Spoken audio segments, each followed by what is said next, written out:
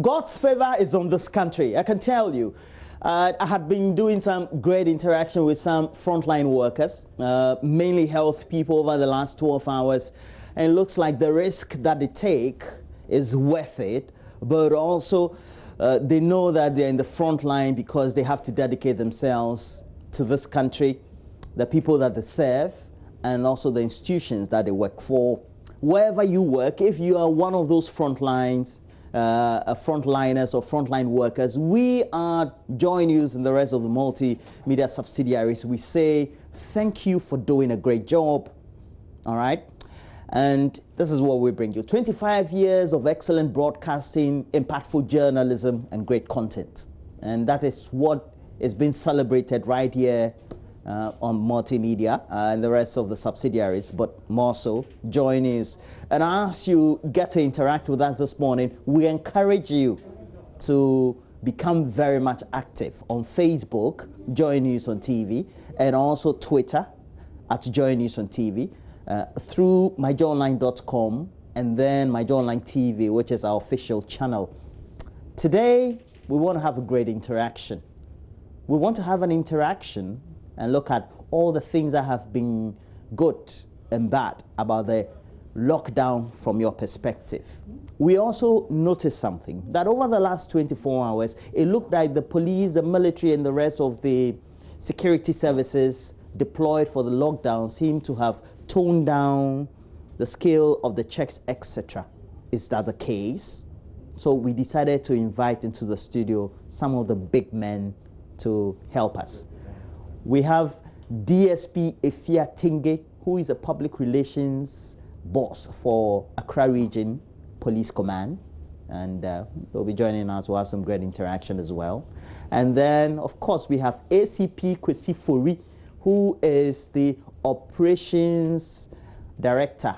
So Director for Operations, the Accra Region Police Command. And guess what?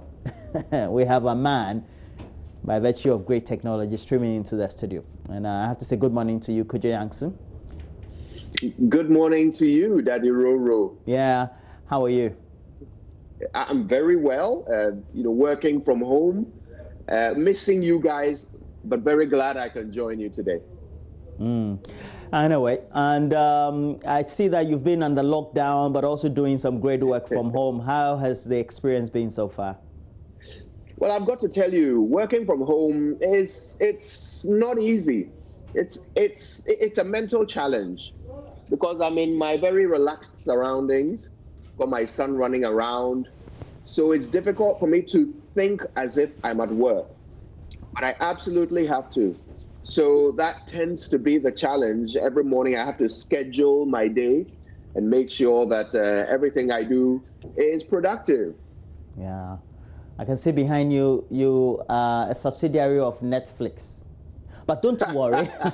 Can you just take us through what we have for the morning as well? I already did the lineup for our interaction with the police. And I'm sure that you also have had some interactions with the personnel while you try to ply through the road or the routes around your area. Well, I've got to say, every morning I observe the main road from my balcony.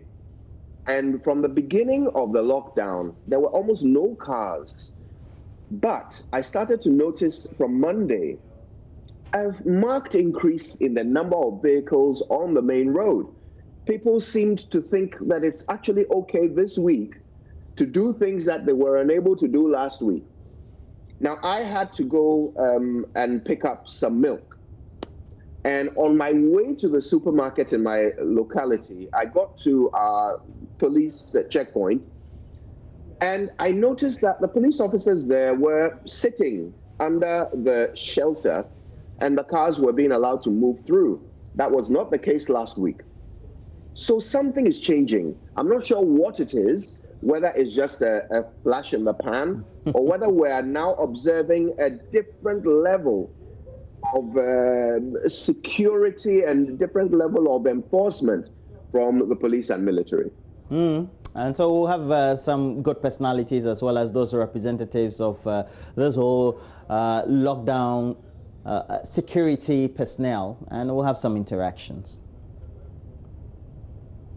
Certainly. Well, and then also we're going to have Colonel retired Festus Abwaji, or Colonel Festus Abwaji, retired security analyst as well.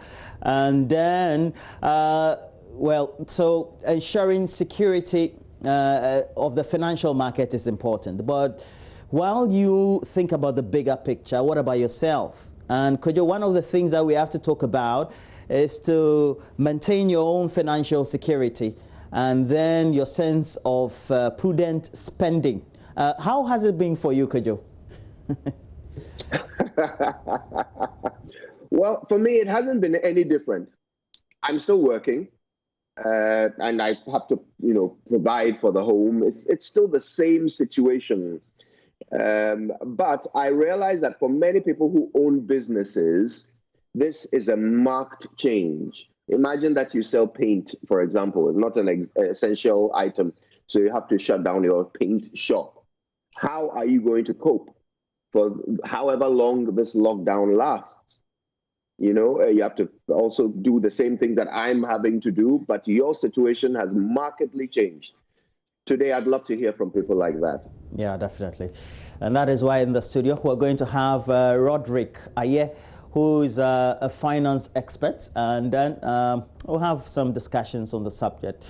But one of the things that, Kojo, we've been doing is making sure we stay in touch with each other through technology. And I see that that's exactly what we're doing, Kojo. Absolutely. Thanks to the magic of technology. You and I are starting the AM show today. I can't wait for the rest of it.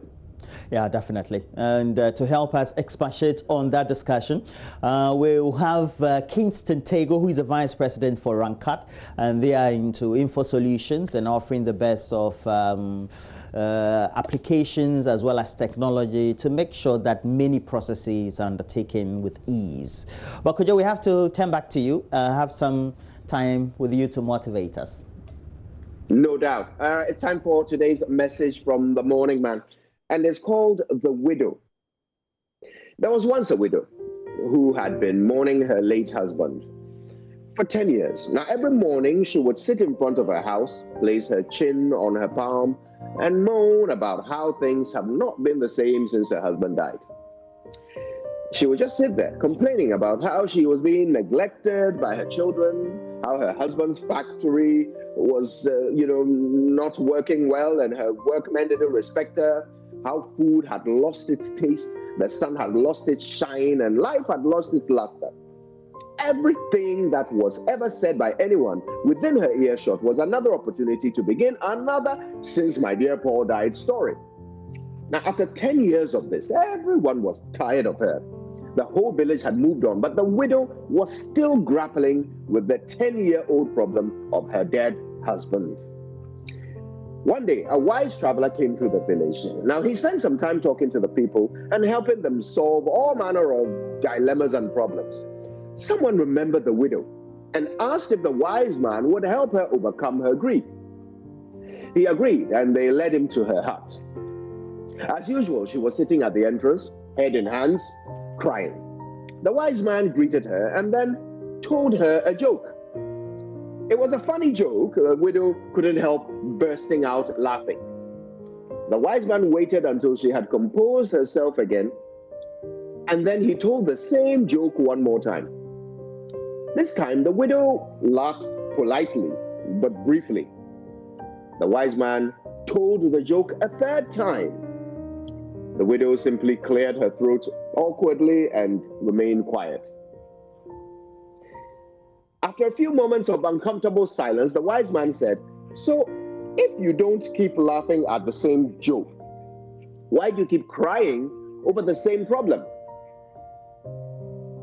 My dear friend, is this you? I mean, I admit it's me sometimes. I can obsess over what is not yet perfect, to the point where I momentarily lose sight of all the beauty and the hope and the life around me in a single-minded quest to fix the imperfect. Now, I find that I must physically remind myself to stop and smell the roses around me every now and then. So don't get me wrong, we must keep seeking solutions to our problems, but what we must not do, more than necessary, is cry over them. I mean, bad things happen. This is part of the balance of life. We have no problem understanding this when it happens to others. The difficulty always is finding that perspective when you are the one that bad things are happening to. I mean, you clearly wouldn't find the same joke funny on his third, fourth, fifth, or 10th telling, though, would you? So why keep crying every single day over the same problem? So your boss hates you. Work is miserable. You've moaned about it every morning for 5 years now. When will you stop moaning about it and either start figuring out how to manage your boss or start looking for a new job? Traffic is always bad on your way to work. When will you start using other routes or leaving home earlier? Your Facebook page is peppered with your lamentations against the social ills, political problems, economic difficulties, and everybody you see, everybody you know is uploading yet another video to demonstrate how our society is sick. All right, we've lamented enough. Let's start fixing it. If it were funny, you wouldn't laugh about it every day. So if it's a problem, don't cry about it every day. Sometimes we do have to cry, though, let's be clear, once or twice. The first reaction is a reflex. The second reaction is a routine. But after that, we must know what the problem is. Let's stop moaning about it and start fixing it. One of the scary things about COVID-19 is that it has exposed all our inadequacies as a nation. Our vulnerable healthcare system, our poor education system, our disorganized transport system, our weak economy, all of these have become the subject of every conversation as we struggle to cope with this new disease. But we always knew about these things, didn't we? Why are we still lamenting them? When will we stop crying over them and start fixing them? What are we waiting for? The next plague? We might not make it that far. It's time we stopped moaning and started moving. It's time we took advantage of this world-changing disease to change our world. In addition to all the short-term solutions and temporary 3-month transients, let's build a long-term legacy of 10, 20, 30-year transformation so that our descendants will never be caught with their pants down like we have. My name is JoyNews, and I'm done crying. Aren't you? Good morning, Ghana. And we're back in the studio, but intermittently we'll go to JoyNews, and today it's both studio and virtually conducting this great interactive session, and we hope that you're going to enjoy it as well. But in our first story, parliamentarians are under pressure to make financial contribution to their constituents in the fight against coronavirus, despite being already overburdened. And that's according to the majority leader and the Minister for Parliamentary Affairs, Osei Mensah-Bonsu, who observes failure to do so also incurs the displeasure or the wrath of their own people. Ohiminteria has more in the following report. Mr. Chairman Mensah-Bonsu says though MPs are not obliged to provide such support, some are being compelled by demands of constituents. He says the situation is even worse in constituencies where certain MPs are being contested, turning such donations into competition. Mr. Chairman Mensah-Bonsu himself has presented Veronica Bacchus hand sanitizers and cash to traders at various markets in his constituency. Officials of Swami Municipal Assembly received the package on behalf of the constituents. Yeah, I agree with you that we are being unnecessarily overburdened. I have been in the parliament, and you know, in the very last weeks and last days, we were extremely busy. So many laws had to be done, so many loans and agreements had to be approved, and yet every now and then you have people calling you. We are hearing from other constituencies, especially these constituencies where contests are going to go on, and there is you know, some undercurrents of competition with people trying to undo one another at the various constituencies. And everybody expects that because it's happening at Tafo, which is a contiguous constituency, because it's happening in Bantama, which is another contiguous constituency, you should also come and do the same in your constituency. If you don't, it's like you don't care. You see, so there is an implied burden that you have to bear, rather unfortunately, even though I keep insisting that this really is not the responsibility of the Member of Parliament. Mr. Chairman Sabonsu and Swami Municipal Chief Executive Dr. John Osebobie led a team to hand over the items to traders at Bremai and Kronom markets. Given the circumstances of our times, we've thought it wise to procure some items in order for the assembly to do the presentation at various places for us. He observed traders at Bremai market are practicing social distancing, for which he commended them. Mr. Chairman Sabonsu wants Ghanaians to cultivate the habit of hand washing and other protocols even after the COVID-19 is over. He says it will save millions from several health conditions plaguing the country. We don't want the situation to peter out, the situation of cleanliness to peter out once the exigencies depart from us. So he wants it to continue. It should be a new culture amongst us. Ghanaians generally are clean people, but we want them to continue in that exercise of cleanliness generally. And I think once we do that, once we abide by that, it's not only the coronavirus, but other sicknesses may depart from us. From Kumasi, for JoyNews, Ohiminteria reporting. Meanwhile, the Speaker of Parliament is recalling members of Parliament from suspension to resume session, which is going to start today. Now, it follows the indefinite suspension of the first meeting of the fourth session over the weekend amidst protests, especially from the minority. The Speaker, Professor Michael Quay, in a notice dated Tuesday, April 7th, explained that the Finance Minister, Ken Ofori-Atta, will be presenting a policy statement on coronavirus, explaining the reason for the call. Ranking Member on Parliament's Defence and Interior Committees, James Agalga, described as unreasonable the Speaker's decision to recall Parliament. The decision to recall is unfortunate. You recall that on the day we rose, the minority leader made it very clear that it was wrong for the Speaker to suspend the House. He should have adjourned proceedings sine die, so that in accordance with the standing orders, if we have to be recalled, we're given 2 weeks notice to prepare. Remember that our constituencies are very remote from the capital, Accra.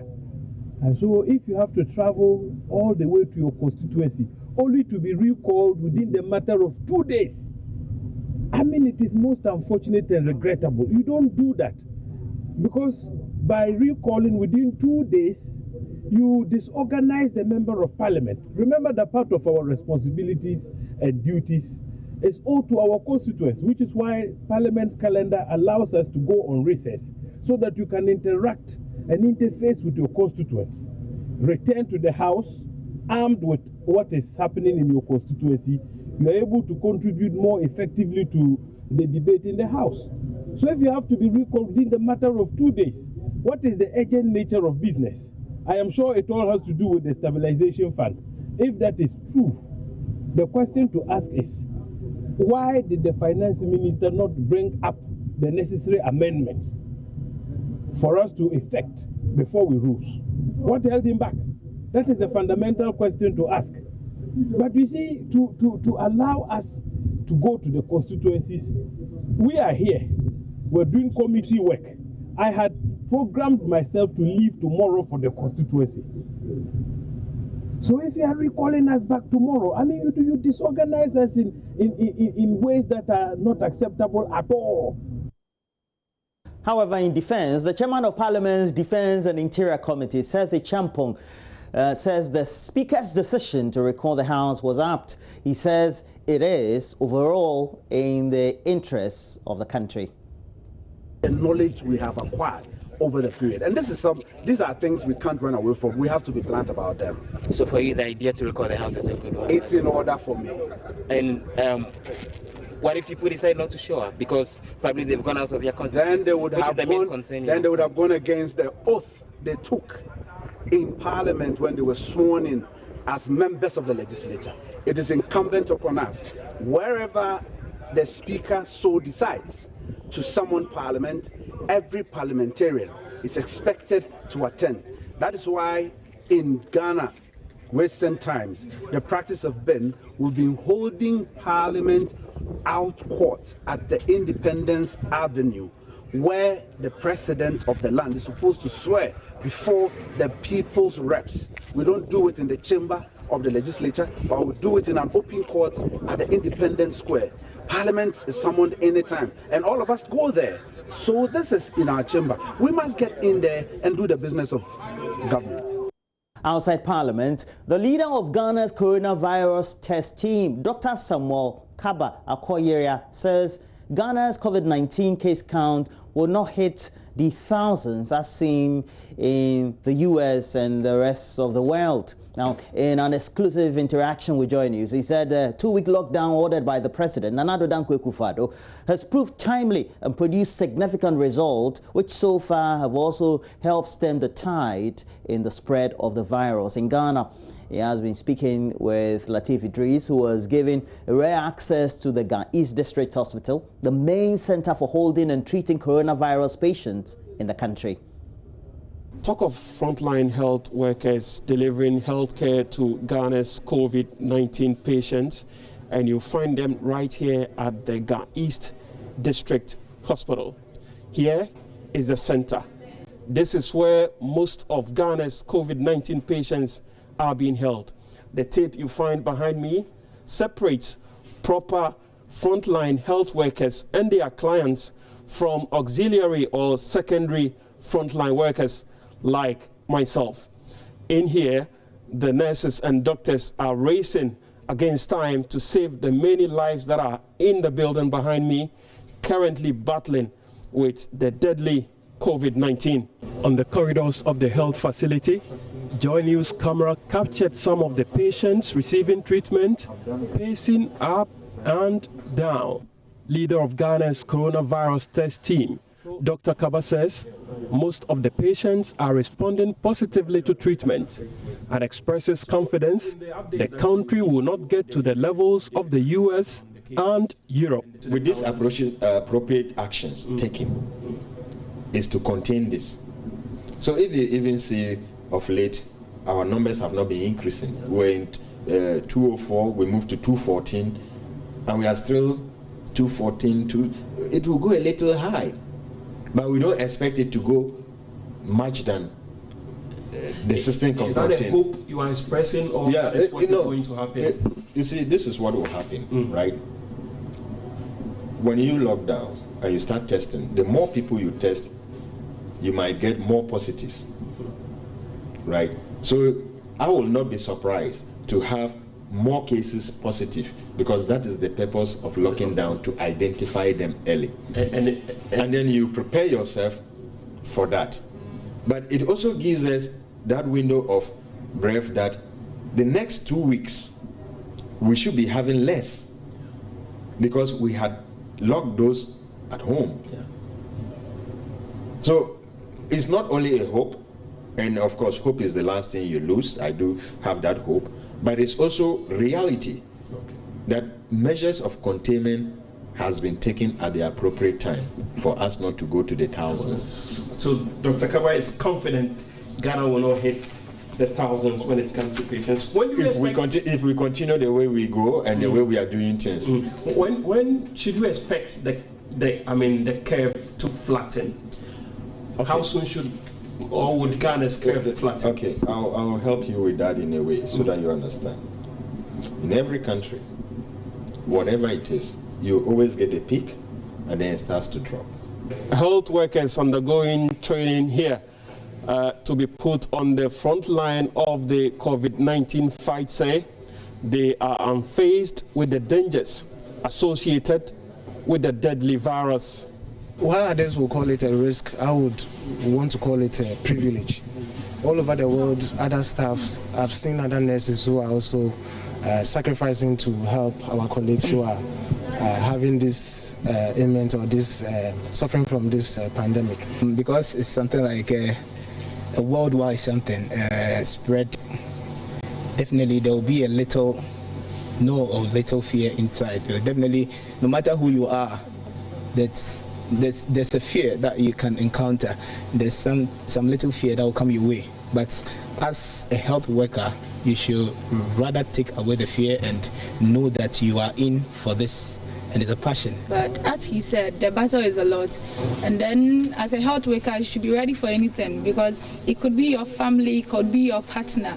Anybody can be there. So supposing I was the one there, I would need somebody to care for me. So I think that we are just doing it with a free will, not thinking about anything.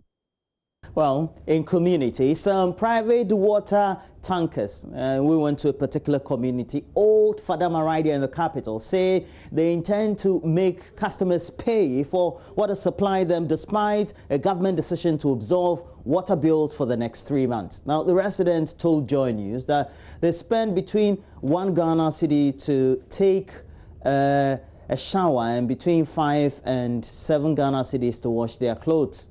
Some food vendors also say they spend about 30 cedis a day on water just for cooking, though they currently are unhappy with the charges. They say they have no option but to only rely on private water tankers for supply. Kwesipaka Wilson has been speaking to some of these residents.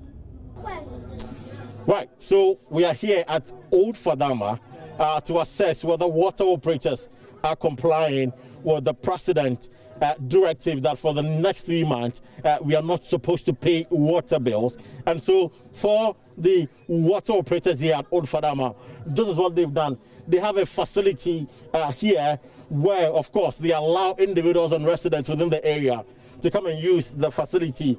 They have quite a number of bathrooms here and with shower, of course. So I'm told that when you come and take your bath, it's 1 cedi in the morning, 1 cedi in the afternoon, 1 cedi in the evening. So if you have to take your bath about 3 times in a day, what it means is that you are going to spend 3 Ghana cedis on bathing alone. And government says that they have absorbed the water bill for the next 3 months. So this is the situation. And of course, for a bucket as well, goes for 1 Ghana cedi. Of course, those who come around to also wash would have to pay something small. Let me just try and gauge the thought of people who live in this area and benefiting from this particular facility as to whether they are aware of this directive that they are not supposed to pay any water bill. Let me speak to this woman briefly. Madam, good afternoon to you. Afternoon. Me pacho your first and Jumaba na me dear fear. Me no amo. Now since the fear pacho we are aware say a bank say free and therefore any say you tear water bill for the next 3 months. Yeah, tipa. Now who does it tear water bill scale? Ye tear pa. Who tear them in tear say? Ye say sika ye tear ye bedware ye tear. 1 cedi e dey bia 1 cedi. Obakufo bi edwale 1 cedi. Enti anopa ene enumre 2 cedi. Ena utwa usi ne man so betwa be 6 cedi ana 7 cedi. Enti cinema utia 6 cedi. Ana 7 cedi. Ana 7 cedi ana 5 cedi. Ebi okra 10 cedi. Ene etwa. I see now I am almost showing so no ya way say na banaka. Maka chro mo. Je no maka fa ho. Ah ya kan ya no boy ni so na just send the box na e ka kire ni say bia say ya na say ansa no beye. Iti mo ko so a etia 1 cedi no na ebusuo no. So oje dia ye ntimi nkase ye mfa ama no. Ono di ni nso no so oji ska se ntimi nkase ye ntua ye betua. Nti abanya hu bibi mfa ama ye. I see. Let me go to this woman as well. But of course, Sister Fia has been telling me that she's clearly aware of the directive and they prompted the water operator, but then they are giving them some flimsy excuse. You take your bath is 1 cedi, you wash it's 5 Ghana, ranging from 5 Ghana cedis to about 7 Ghana cedis, or sometimes 8 Ghana cedis, depending on what you are washing. Let me speak to this woman as well. Madam, good afternoon to you. Me pacho your first say. FM Abigail. Na sister Abigail, pacho what to say about it? Mamu to water for the next 3 months. Me dey mati dia yan so say na eji miska dia metimi aka say o man jantum. O man jantum. Yeji tuma na yeji miska. This is not permit. I want to say you me one. Mr. Robert, we are 50 pesos. I'm a call room. It's a media. Me just a man John too. It's a nana mobile. It's a bank say no for then I'm say it's a maybe say I know. Well, Chrissy Parker Wilson in that interaction there, just telling you about the dynamics of water supply in congested areas, not only in the capital but elsewhere in Kumasi and Tema, all part of the lockdown. But for us to also dig deeper on many related issues, myself and Kojo Yankson will be doing the newspapers very soon, but that will be after the break. Stick and stay. Well, so Kojo is back, and Kojo, look, we have to do the newspapers. Yeah. We do. Yeah. Well, we'll also have some detailed discussion, especially from you on some picks you have in a couple of the newspapers. But would you start for us? That would be good. Well, I thought perhaps we would go through the headlines. Yes, definitely. So just choose any and go through. Right, Ro, you have the headlines where you are. Okay, all right. So I will start with the Daily Graphic. The Daily Graphic has on the front page, doctors poised for action.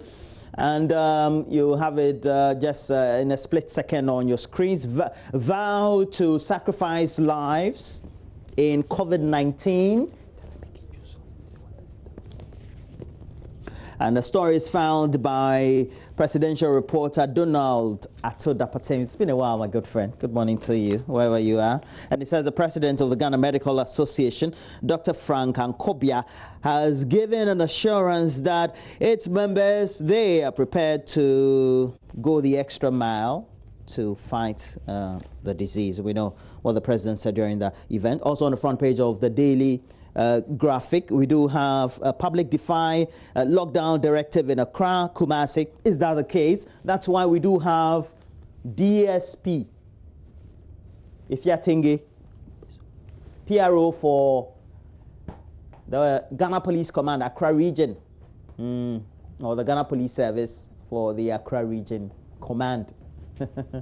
And then also ACP Kwesifori, Director of Operations, again Accra Region, will be joining us, and we'll have some great interaction. Alongside Festus Abuaje is a retired Army officer, very distinguished gentleman. He's now a security consultant and analyst, so we'll have some input from him as well. On the back page of the Daily Graphic, customs officials intercept smuggled goods in Nantom. And on the side, MTN supports government with $5 million, 5 billion Ghana cedis to fight COVID-19. All right. Let's move on to the next paper. And then we have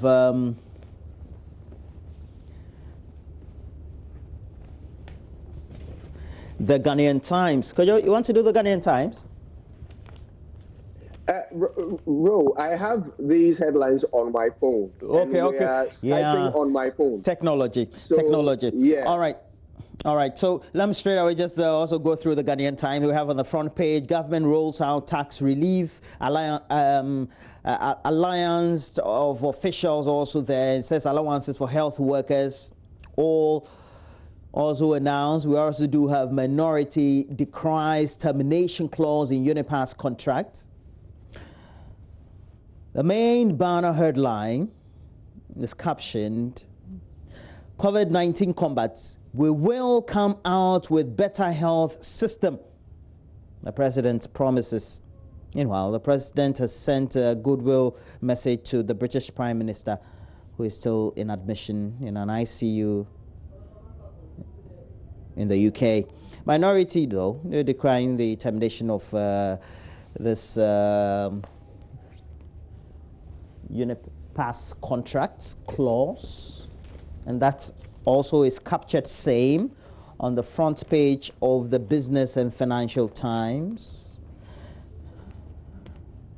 They continue with their COVID-19 stories and its effect on the economy. And the Business and Financial Times says economy to grow slowest in 37 years. All should tighten their belts. If you read the story, you also get to know how that could have a greater impact, especially on various sectors, manufacturing, the finance sector, the services sector, which has been contributing significantly to GDP over the last decade and a half. And that story is there. $93 million termination clause in Unipass deal. Strange, MPs and the minority members in Parliament have described this termination clause as strange and worrying, in quotes. Firms producing essentials should be helped extensively, according to the Association of Ghana Industries. On the back page of the Business and Financial Times, the Bank of Ghana is providing 25 million Ghana cedis to feed 400,000 needy Ghanaians. And it says the Bank of Ghana has made available some $25 million Ghana cedis to support government's effort to cater for 400,000 vulnerable Ghanaians struggling to feed themselves and their families during the lockdown in the cities of Accra and Greater Kumasi. Meanwhile, we have the FBN Bank easing the economic effect of COVID-19 on customers. And they've announced some relief packages. They've provided extensions and repayment moratorium to some customers whose businesses have been affected or hit hard by the pandemic. In addition, the bank has also reduced its lending rate by some 2% per annum for all qualifying borrowing accounts. They've also removed all charges on interbank and mobile money transfers and on all their payment platforms electronically. And more banks supporting, including the Republic Bank, as also shown on the back page of the Business and Financial Times.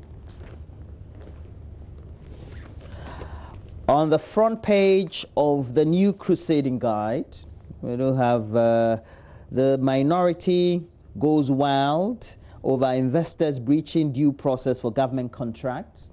That's there, but the main story on the front page, still related to COVID-19. Stand up for Ghanaians, President Akufo-Addo to health workers. Meanwhile, the ADB has been donating to the COVID-19 Trust Fund. They donated 200,000 Ghana cedis in a bid to tackle COVID-19 and its effect. The National Lotteries Authority activates operations of official short code.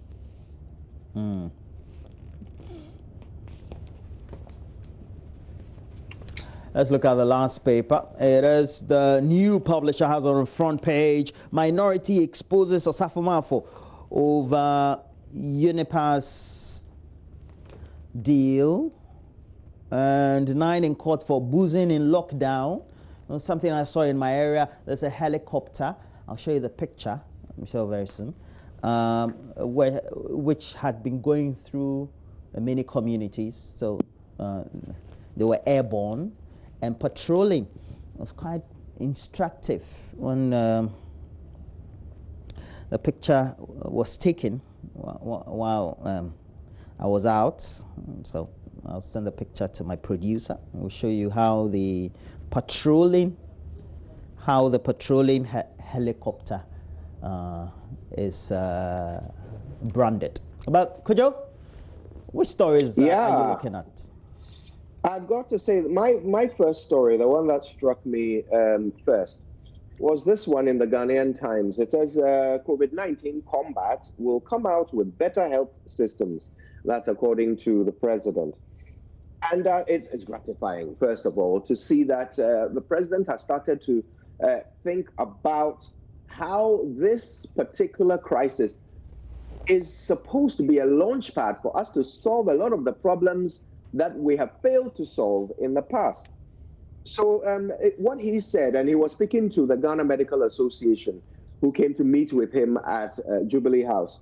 And he said that this outbreak of COVID-19 has opened his eyes, that's a quote, to the critical role private health institutions play in the country's health sector. Now, first of all, it's a pity that it took something like this for the president's eyes to be opened. But these are things that we've been talking about for such a long time. It kind of reminds me of what I talked about in today's message from the Morning Man. The fact that we've been lamenting our problems for so long without actually solving them. Now that the crisis is upon us, now we're talking about solving them. All right, that's fine. But what exactly is the solution here? In the past, this was all politics. One party will come along and build infrastructure. Then another one will come along and say, oh, our solution is not infrastructure. Ours is to educate people. Ours is, you understand? So back and forth, the politics has always got in the way of the solutions. So I'm glad to hear the president saying that his eyes are opened. But what is that going to result in? We have several problems with our healthcare system. Apart from the National Health Insurance Scheme, which is really in tatters, even before COVID-19 came along, we have horrible infrastructure problems. No beds, no oxygen, no mental health whatsoever. These are some of the things that I want to hear the specific plans the president is going to put in place. If his eyes are open, what can he see? What does the future actually hold for our healthcare system?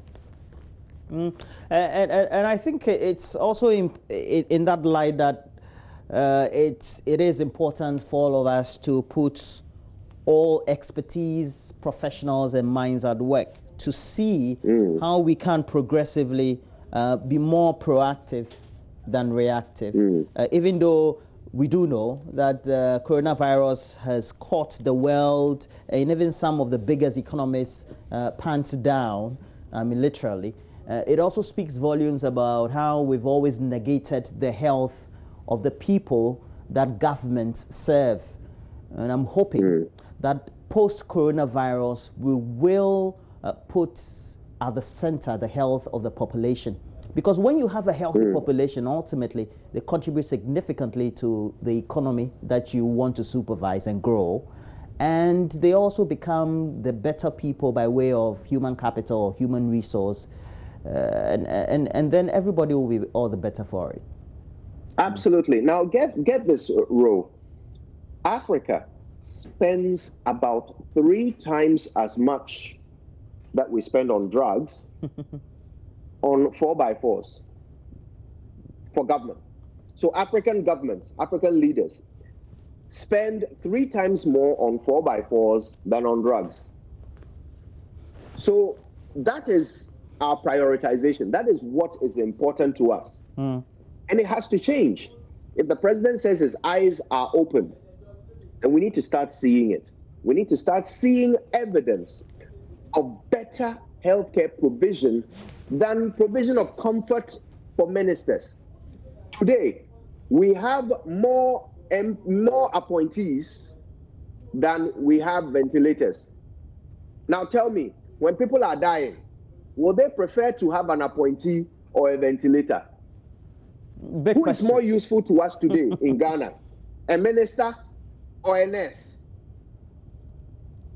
But this is what we've done to ourselves. We have lived as if our solutions are all political. Like the executive is the solution to every problem in Ghana. Now we know different. If the president's eyes are opened, I want to see evidence of it. And I'm hoping that we will do better than we have, because, look, just in the wake of COVID, we've had the Chinese, indeed the Europeans and the Northern Americans straight away go to the laboratories, while we had gone to the churches and the prayer camps, or perhaps in our own backyard or in our rooms, try to go hard on worship. But it also speaks to what they think is their priority, investing in research and development, in science and technology, because that is what is going to take us where we have to go. That is also going to plan our population for us by way of how the growth rate is going to be, For example, you and I, in 20 years' time, will be sick or wobbly, or will be old and withering, so to speak, if I can use that speak word. For yourself. Definitely. But at the end of the day, we're definitely not going to be how we are today.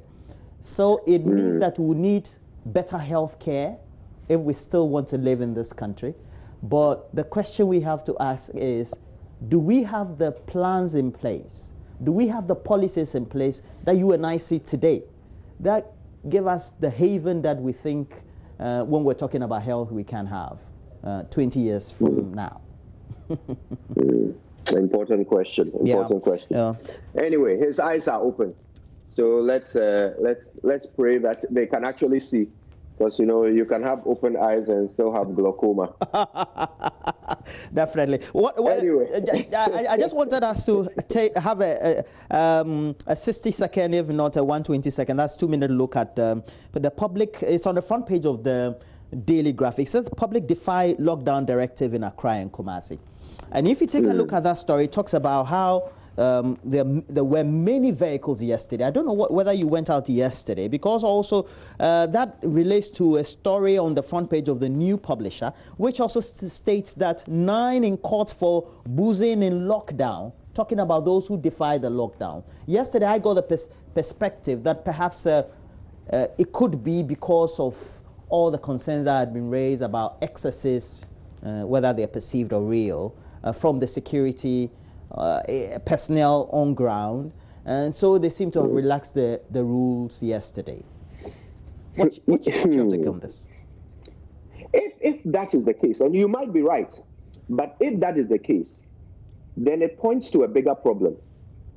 It means that our police and security forces don't know how to enforce the law legally. Oh, how they possible? Don't know. So when they do it illegally and people complain, they don't know how to do it legally. So they've rather just decided not to do it. If you are right, then that's what it means. And that is a bigger problem. How can we have a police and a military that does not know how to handle people? So if they handle them wrong and we complain, then they decide not to handle them at all. I mean, what has changed? Does the police not know how to arrest a person? Does the police not know how to enforce a law, make somebody do the right thing? They don't know. But we've gone to Parliament to pass laws to give them powers to do all kinds of things. So in addition to using their discretion, which is a big power that has been given to the police, they can use their discretion to decide whether what you are doing is an essential service, whether what you are doing is essential, important, or not. So we saw an example, and I was very pleased to see it. A police officer stopped someone in a Mercedes-Benz. Asked them, where are you going? The person said, I'm going to buy wachi. The police officer said, that is not essential. Do you not have food in your house? If you were going to buy medicine, or you are going to buy something that is essential, you don't have it in your house, and you need it, I would have let you go. But you can live without wachi. We are not in ordinary times, so go home. I loved that. He didn't beat anybody. He simply used his power of discretion to enforce the law and sent this person home, rather than sending him to a place where he might end up getting contaminated, infected, or infecting others. So are the police saying they don't know how to do this? So that now that we've had reports that some of them are being excessive, they don't know how to be legal. They don't know how to do the right thing.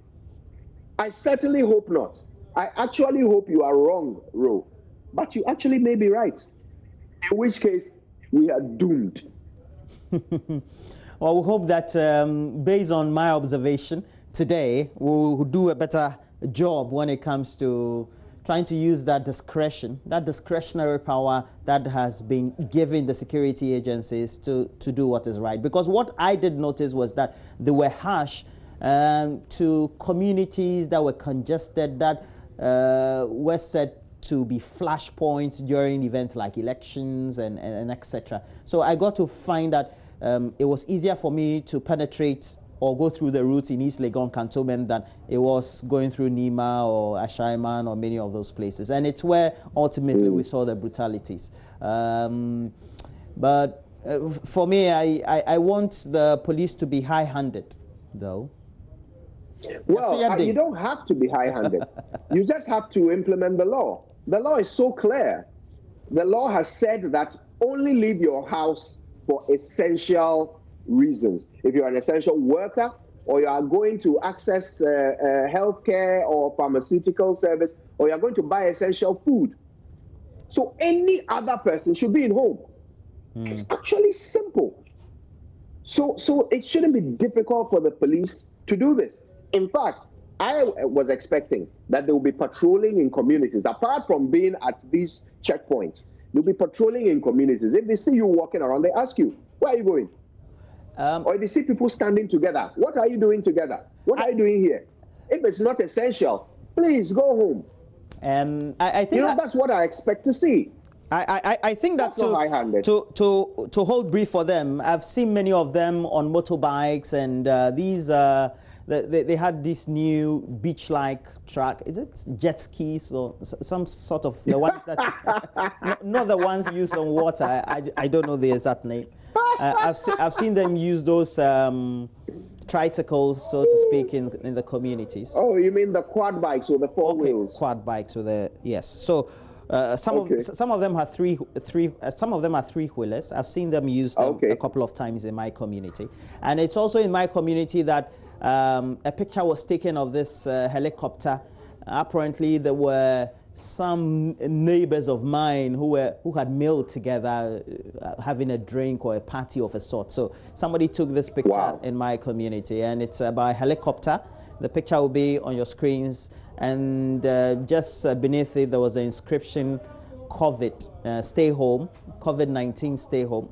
My director will put that picture on the screens for you. It will be a bit blurred because it was taken a bit up, so you get to know. So the police and the security forces, I'm sure the Ghana Air Force, they use this to patrol communities. I can understand why they haven't come to Kojo's community, but I saw them in my community. So why haven't they come to my community? But it's a low level.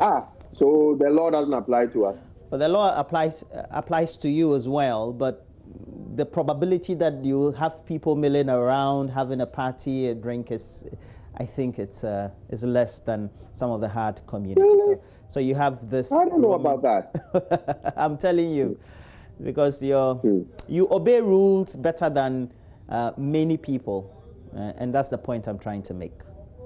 Well, what we want to see is the police enforcing the law, because the law applies to all of us. There are no exceptions when it comes to this, apart from those that the law allows. And so for me, I want to see the law working. That is what will keep us all safe. So the police really need to up their game. If there are problems, they need to let us understand them, and so we can solve them immediately. Is there a reason why they can't enforce the law? Is there a reason why this week we're seeing more vehicles on the road than we saw last week? Why are all these extra people venturing out onto the roads this week? Who told them that it's okay for them to come out this week when they couldn't come out last week? So I really want to know. And some shops are opening as well that don't sell any essential items. We need to look into that as well. I mean, if a shop feels that they can open in the second week of a lockdown, then something has broken down, Roland. Yeah, definitely, because we want to reduce the interactions or the interactivity. And essentially, that is what we want to do. We want to prevent that sort of communication where you have to get closer to somebody, because then we keep spreading the virus. The infection rate then will go high. That's essentially why we have the lockdown. All right, we have to look at myjoyonline.com. It will be on your screen soon. And you also take a look at what stories have been posted on our main portal, myjoyonline.com. You get to see which ones also are dominating or are trending as we have it. So myjoyonline.com is what we're looking at next. And I tell you, we'll have also a perspective about the stories that have been posted on myjoyonline.com. But Kojo, in the absence of myjoyonline.com, we have to take a break for now. Absolutely. That sports comes next. Definitely. It's a Wednesday morning. You're welcome to the sports segment here on the AM Show. I'm Benedict too. It's always a pleasure joining you on this platform. In our very first story this morning, the summer transfer window will be moved and contracts ending June 30 will be extended for a short period under proposals agreed by all football's major stakeholders. Black Stars coach CK Akono says he's been encouraged by comments from some of his colleagues following his appointment as national team coach. Now, CK mentions all those comments from the likes of Sam Johnson, Sami Kufo, and Augustin Himfo will go a long way to help him. Only few. Some through the media, like Johnson, was really speaking out as to what I have to do, and I take that in good faith. He wants me to succeed, and so whatever comes out of his mouth is not coaching, but he knows the game. He understands the game. Of course, Kufo is also part of management. I've met him on several occasions, and the little advice that he has, is given to me. Augustin Himfo, who is also supportive since I started coaching. There are those who can speak to you directly. There are those who will speak out through the media. It's also a way of giving you a message. And I said that was Black Stars coach CK Akono. Now, Accra Great Olympics have asked 13 of their players to leave the club for non-performance. Haruna Mubarak has more in the following report. According to our checks, the move is to augment the squad with dedicated players before the season resumes. Skipper Emmanuel Clote is among the players to have had their contracts terminated. His involvement in the Kotoko Esperance impasse necessitated the club's decision to part company with him. Other players affected are Godfred Saka, Oleinu Ashite, Emmanuel Amate, who is the brother of Black Stars and Leicester City defender Daniel Amate, and goalkeeper Ernest Sowa. The massive clearout was expected following recent comments by coach Anno Walker on how he is looking for dedicated players to turn things around for his side. All right, so away from the local scene. This morning, we have an advice from Sharifa to Smiler, who is a Black Queens player. Well, she's telling us what we must do this time of lockdown. Hello, everyone. This is your girl Sharifa to Smiler, Black Queens Forward. Coronavirus is very, very real, and I urge everyone to take it seriously. Let's try to follow the safety tips, which is wash your hands regularly with soap or use hand sanitizers. When coughing or sneezing, cover your mouth with a tissue or with your hand if you don't have any tissue closer. When you notice the signs and symptoms of coronavirus, isolate yourself and call for help. Avoid going to crowded places. Let's stay safe. May God get us through. May God bless us all. All right, so Sharifati is telling us that we should all stay safe and follow the guidelines. All right, so wash your hands, hand sanitizers, and also the ultimate thing to do is stay at home. Yes, stay at home. Don't come out if you don't have anything doing in town. Essential workers like William Walker and all the other people are here to sort you out. So all you have to do is just stay at home and don't come out. So this is for beginners. So I entreat you to try this at home. William, you can do this. I'm trying this from this evening. Yeah, this is so simple, so easy to do. Yeah, I agree. So do it. Definitely. And that's where we have to take it. But please make sure you get interactive. We have a conversation. We're talking about the lockdown and whether you've noticed or not that the police seem to have, and the rest of the security agencies, they seem to have relaxed the rules a bit, or have they not? So it's a question we want to pose to DSP Efiatenge, who is a PRO for the Accra region for the Ghana Police Service. And then ACP Kwisifori is the Director of Operation, the same police command, the Accra region. Make sure that you stick and stay. We'll have some great conversations. But today is a Wednesday, so we'll bring you some business stories. And when we come back, we'll bring you that before the main conversation. Stick and stay.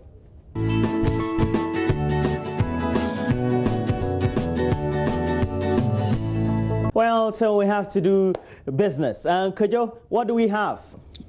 Well, Roland, in an era where social distancing is a must, a digital platform for ordering your palm oil is indeed timely. This innovation, among others, is part of efforts by artisanal palm oil millers and Outgrowers Association of Ghana to boost marketing for small-scale palm oil producers.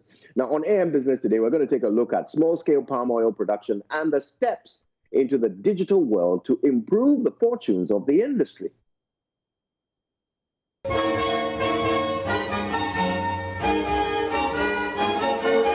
Oil palm plantations and mill was first set up by Alexander Cecil Goff in the early 1900s.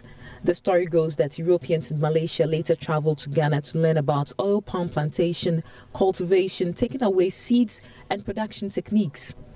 From this common route, the palm oil industry took very divergent paths in the two countries. By 1960, Malaysia had a well-established palm oil export industry, while attempts were underway to revive Ghana's oil palm industry to meet domestic, industrial, and consumption demands. Although there are now few industrial-sized producers like Benso Oil Palm Plantation, among others, the industry remains dominant by small-scale producers. Paul Amenu is Executive Secretary for the Artisanal Palm Oil Millers and Outgrowers Association of Ghana. In terms of production capacity, the artisanal millers produce about 60% of the total oil that palm oil we produce in the country. So we are talking in volumes of about close to 120,000 metric tons a year. So palm oil, like I said, is even though we are not paying much attention in Ghana as compared to Malaysia, how they are doing things, even Nigeria, they are doing a lot of investment in it. But when you come to Ghana, that kind of investment is not going into it. So people see it as not actual business. Like the artisanal millers, they do it for just normal consumption and stuff like that. But when you go to Benso, GOPDC, Draben Oil Mill, they are the big companies in the industry, and even they being a big companies comparably with other countries like even Cote d'Ivoire, they are not doing much because GOPDC is doing close to about, in terms of estate farms, they are doing close to about 14,000 hectares. Like if my value serves my right, they are doing about 14,000 hectares, which is very small when you compare to companies in Cote d'Ivoire. So in terms of the industry, in fact, we are not doing actually good. A lack of modern machinery, lack of funding, and lantana issues, as well as a poor marketing structure, have over the years accounted for the dwindling fortunes of the oil palm industry, especially among the small-scale producers. The artisanal millers that dominate, that's doing all the 60%. When you go and see the kind of technology that they are using, you see that it's very bad. In terms of recovery rate, when you take in technology, when you take countries like Malaysia, they are doing close to 21 to 24% recovery rate. But when you come to Ghana, they are doing 8%. So look at the kind of volumes of oil that we are losing. Like when you take a ton of fruits, FFB, you call it fresh fruit bunches, the palm itself, and you put it in a technology, a processing plant, you are supposed to get some percentage of oil coming out of that. In Ghana, when you put a ton in that system, the technology, the machines, you get 8%. Malaysia will put the same 1 ton in the same technology that they have, and you get close to 21 to 24%. That's the rate I'm talking of. Despite the challenges, the Executive Secretary views efforts by the Artisanal Palm Oil Millers and Outgrowers Association of Ghana are beginning to yield results. We, as an association, have business models that we've pushed for government. We are doing a lot of things, getting market in terms of having technology, market tools, everything, so that we get the market. So any member within the association who is interested to expand, we give you the market, we train you, we give you the technology, and you are good to go. So it's a system that we need to actually follow and make sure we push it a little bit. Gradually, when we give ourselves by 10 years, we'll be able to at least produce to feed ourselves because we are important. A partnership with the National Food Buffer Stock Company led to market creation and subsequently the development of an app to further expand the market. Create market for our people. One area of concern that when the free senior high school came, I went there to talk to the CEO on Hanan Abdul, and he was like, "Are you sure you have that members there?" I said, "Yes, you can even come and go and look." He was doubting us, but we did an excellent job. So the packaging came out of NAFCO. They started giving an extension that the oil that we are sending to the school, they don't like the packaging material that we are doing it. Because previously they were just using this normal pre-control to send to the school. So it was open. So the CEO told us that no, even though we are using 25 gallon, the 4 gallon, we need to do it nice. We need to package it well. So the idea came from there. We need to do a lot of work to do the packaging. And we went in to do electronic system to make sure we do validations. So that came out with this applications to do validation, and you can even use the application to order palm oil and stuff like that. And we are doing it for people outside Ghana that can download the app to order palm oil from Ghana. The app, which is available on the Google Play Store or the Apple App Store, does two incredible things. One, helps you order from the comfort of your home, and two, validates the source of your palm oil. So in this case, this is the Google Play Store. I'm sure the Apple people too have this. They have it. Yeah. So you can find it here, Artisanal Palm Oil on Play Store, and then I am installing mine. When you download, this is the face of it. You have validate oil and buy palm oil. When you want to order palm oil, you just go, you click on it. You have retail, you have wholesale. You want to buy only 1 gallon, you just go retail. You fill in your name, Paul, your phone number 0576335247. Quantity, you want 1. Watts liter, because we have in various sizes. So you just click, the sizes will come. You want 1 liter, you click on 1 liter. And you give us your location and enter, or you just give us the positive GPS address so that we can locate you easily and enter. Yeah. So when you fill in that, the price will come down here. So you fill in, if you want to pay with your mobile money, you fill in, you send the money, and you fill in with the transaction code, and immediately it will come to our database. So we will call you to confirm that you've done an order for this palm, and we have all the data. We will use the Ghana Post GPS to even locate you. You don't need to even tell us where you are. If you are using the GPS code, we easily locate you using the simple application that we have. The validation is for the customers. If you want to really know where you are buying your palm oil, so that you don't eat any Sudan 4, you really need to validate, and it tells you that it's coming from our association. So just simple. There's a barcode here, and this system is having a barcode so that it can reconcile. So we just click on it.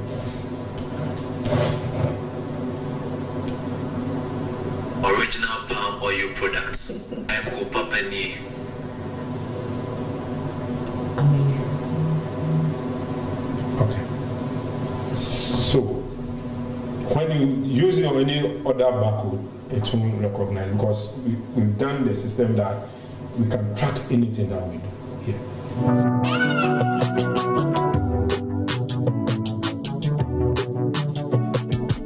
The order we received, we just did the validation of payment. So we come here and we receive order of 4 liter, 1 of it, and 1 of 2 liter. So we do it, and we call for the motorbike, and they will deliver at your doorstep. JoyNews on the beat.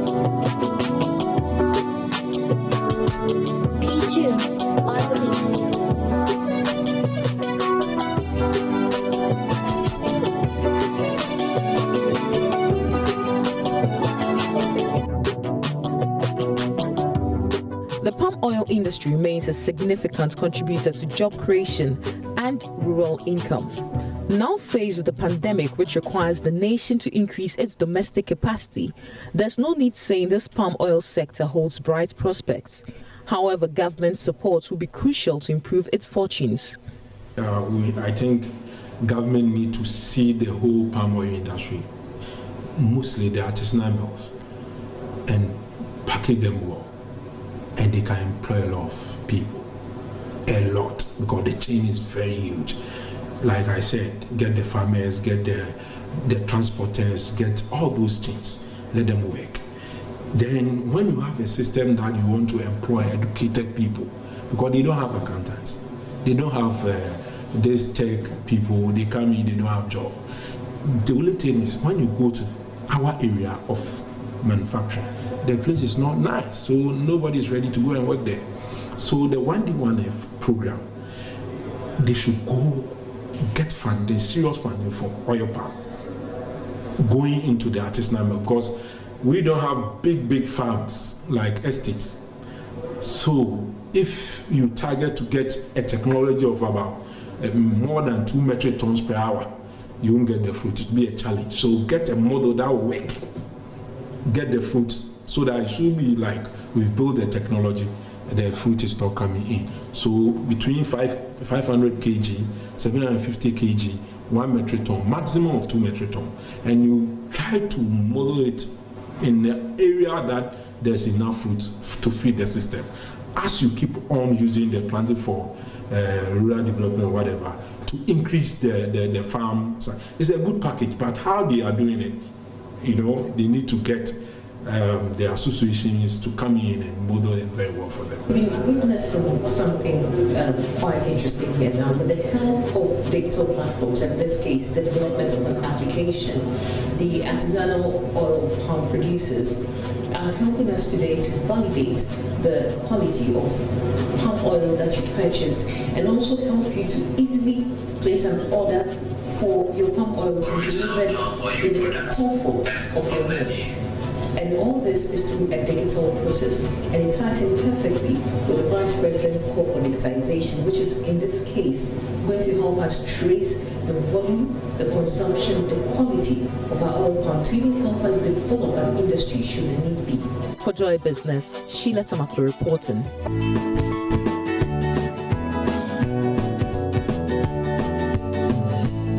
And we told you we'll have this big conversation about the lockdown. And for all the essential things we have to talk about, we all do know that we in the cities of Accra, Kumasi, Greater Kumasi, we are experiencing the lockdown. We also do know what we're going through. But we have to ask the expert and do a critical analysis of what we've seen so far over the last 8-9 days. And and that's what we'll be doing today, isn't it? Absolutely. We're honored to have the opportunity to speak to the police, because earlier in the news review, we were asking a few questions about whether or not we are seeing a relaxing of enforcement. There may be an explanation for it, and the best people to help us understand will be the police. But right now we have on stream Colonel Festus Abuaje retired, and we know that he has great experience. He's currently a security consultant and then also an analyst in the sector for us. Good morning to you, Colonel.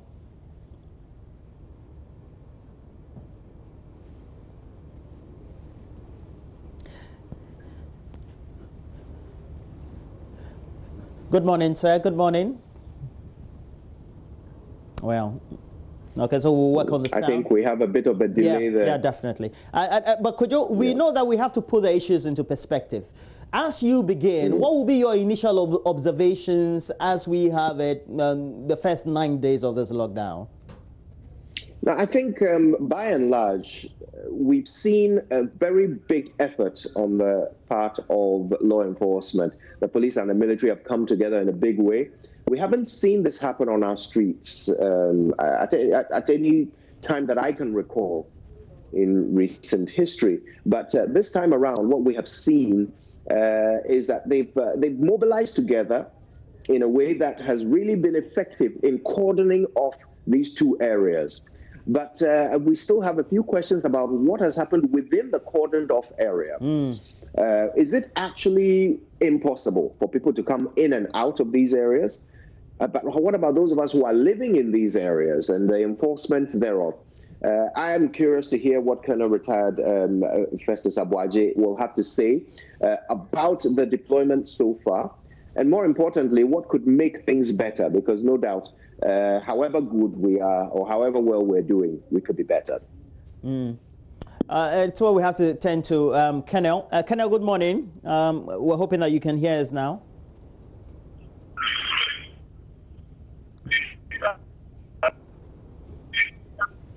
Okay, could you, we all do know what the rules were, and then also what the expectations were for those who will be affected, the citizens. Would you say on both fronts, each side has played their roles according to what the rules were? I would say that both sides, well, there are things to be commended on both sides. Now, I've already talked about how the police has really come out in force. We've seen great examples of police enforcement. I gave an example earlier about the guy in the Mercedes who got turned back home because he was going for wache, which is not essential. We know there are examples of some people who were delivering a cake or something like that, and they were asked, I mean, a cake to which event? There are no events going on. You know, public gatherings are banned. You know, so the police have, in some cases, really done great. In fact, I think by and large, they've done a great job, not just the police, but the military too. The excesses are the things that cause problems. And of course, when everybody's doing well, when one person does badly, it's obvious, it stands out, and the impact is greater. So it's even more important now for these institutions to really clamp down on those recalcitrant ones. In fact, they shouldn't even be out there. They shouldn't be holding guns. They shouldn't be walking around in the public if they are not capable of doing their job like their colleagues are doing. In terms of the people, there is a lot of indiscipline. First of all, too many people are not actually taking the thing seriously. Too many people are not realizing how serious COVID-19 is. They are not realizing what a danger they are to others and what a danger others are to them. You know, and it's across society. We've seen members of parliament crowding around the podium to do a press conference, even though one of them is wearing a mask, clearly understanding what the problem is. He's standing right next to another person, you know, and they are touching things and not sanitizing. These are ministers, MPs, okay? And then we also have, you know, people like even medical workers, even the medical workers who we are all praying that they can stay alive so that they can keep us alive. Some of them, unfortunately, are not observing some of the very basic and simple things like social distancing. There's a picture on social media this morning of some nurses waiting for a bus in a queue, just standing next to each other. You know, and well, I mean, even if they trust that they are healthy, they ought to be setting an example for the rest of society. But of course, nobody can know whether they're healthy or not. That's the nature of this disease. So I would have hoped that they would maintain that social distancing for their own safety, because we all need them to be alive. You know, and it's not just them. You've got people in the marketplace who are crowding, people who are leaving their home to go to these same markets and are walking and jostling, you know, each other. It's almost as if they don't quite understand what the danger is. It certainly concerns me. And I really want to see the enforcement gearing towards those remaining groups who are yet to get it, and for which reason they are putting the rest of us at risk. And that's where we go to Colonel Festus Aboagye, retired. And good morning to you, sir. Can you hear me now? Good morning, Roland. Yeah, great. And by your own experiences, your interactions, you would say that the way we have implemented the lockdown over the last 9 days, entering the 10th day, is similar to what has been done in the developed countries, right? No, I wouldn't think so. Even on the Sunday, I believe that was the 5th, when I left quarantine, I was being driven home in a COVID-19 vehicle. I was a bit surprised about the number of vehicles that I saw on the N1 and was wondering whether indeed all of them at about 1 p.m. in the afternoon were exempted from, the restrictions. I heard from your platform that as of yesterday, it was very obvious that a lot more traffic was on our roads. The impression, therefore, is that we as citizens are refusing to comply, that the security agencies are overwhelmed, given that they cannot actually patrol all the roads and streets, within these different metropolitan areas. And as your Kojo Yankson said, I think that's a cause for concern. It defeats the whole purpose of staying indoors for the 8 or 9 days if others refuse to stay home.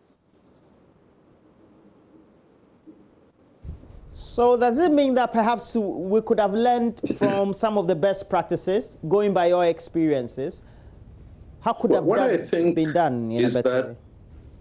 Sorry, please. Over the first, second, maybe the third day, the security agents and those responsible for effecting the lockdown or the restrictions should have observed some patterns. They should have studied the patterns. They should have gathered some data as to the types and categories of persons who are still on the roads. I want to suggest that they need to go back and review the concept for policing the restrictions.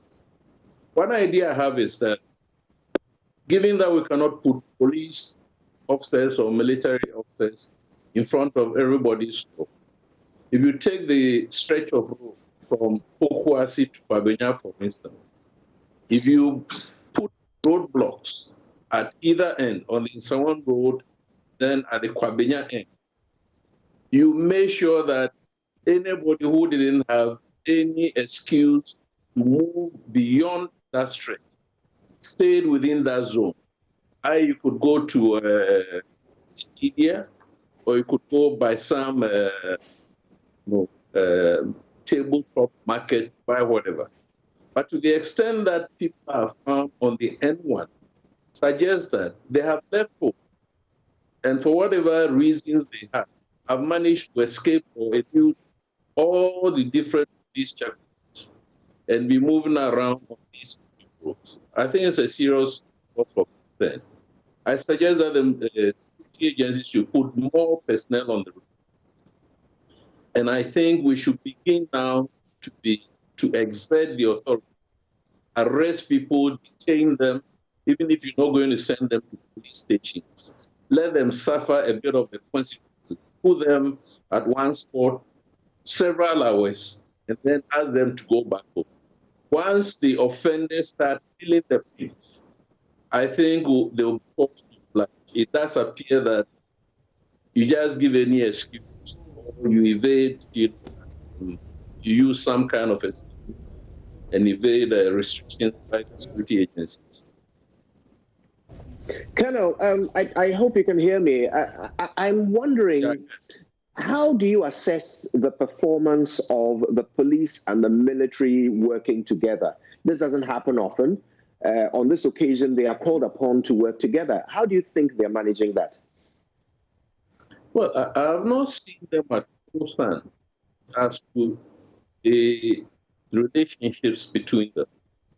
I think on the first news conference, the briefing by DCOP Gary Saib was that the military was going to support the police. You need the numbers. I think on the Sunday when I was leaving quarantine, there was a place that I saw very close to my junction.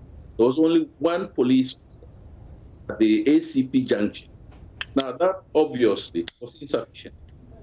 So even if the military are in support of the police, the whole concept is to have the numbers so that the military and the police will be doing the same work.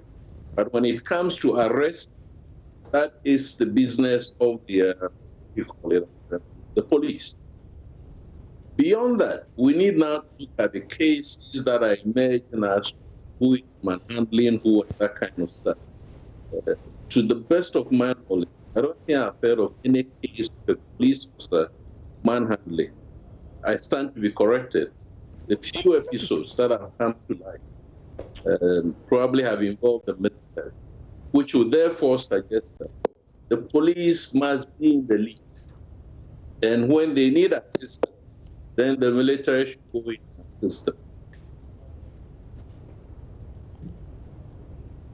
Yes, I think there have been one or two reports of police excesses, but far more military reports have come to the public attention than police. But let's also be fair and say that all of these reports are being investigated, and so the true details are yet to be known. But Colonel, if you don't mind me asking, how are we comparing to other countries? I know that you have an eye on the international picture as well.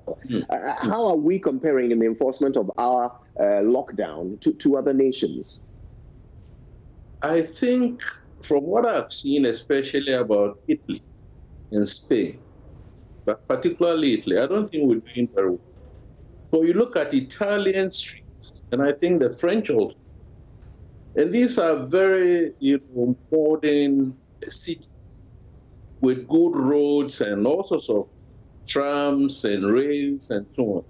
And you hardly see traffic on those roads, including some places in the US where restrictions had been imposed. When you look at the footages from the media of the developed countries and what we are seeing, what I saw yesterday, I think on Joy TV, I think we're not doing well. Part of the reason might be that what I call the socio-economic infrastructure of this country is way behind that of this. So when you ask people to stay, and I think you've heard over the past few days, even this morning on TV3, people complaining that they don't have power, they don't have water, we don't have the mall system. Even in Kenya, Kenya is doing better than Ghana, far better than Ghana in terms of more. We still depend on tabletop, corner markets, and so on. And that, I think, is part of the reason why we still see people on the roads. Because the services are not as well organized as one. The other part, I think, of what we're saying is that the authorities have lagged far behind the promise of bringing the services close to the people. So as of yesterday and this morning, I think TV3 this morning, they were still talking about sending water here, sending water. That's about 8 days since the presidency. And if it's taken us 8 days, we've not been able to organize the logistics for people who need essential services like water. Then, of course, we're encouraging those people for purposes of survival to get out of their homes and find the water and find food. And if I have to come in, we've seen that the police have dealt, if not the police and the military, have dealt with communities differently, depending on the location and the population density. And so we've even recorded a death, and the army have come to explain. Would you say that's a phenomenon that has characterized how lockdowns have been undertaken in countries like India, where there are canes that are used on people, and the rest of Southeast Asia, etc., compared to what happens or has happened in Europe? I should think so. A couple of days ago, I read that in South Africa, well over 2,000 people had been arrested. The reasons are obvious. They live in squatter camps. Just like here, they don't have easy access to the services. The level of poverty, unemployment is high. The government might not have been able to deliver the services close to where these people are. Similar situations in Kenya, where we find the police using sticks, asking people to lie on the roads, as well as in India. So it would appear that where the restrictions are not effective largely have to do with how the communities are organized. So if you go to Jamestown, go to Teshi downtown, you go to Choco, you go to Medina, and so on and so forth. You cannot expect them to comply with the restrictions the same way that airport residential area or those kinds of gated communities comply with. Ordinarily, from day to day, certain persons in this society have their kitchens on streets. Some sleep on the roads. They sleep, many people, in small spaces. So I believe that the security agencies should have that kind of perception, understanding, and just through education and persuasion, get the people to the extent possible to maintain the social distances.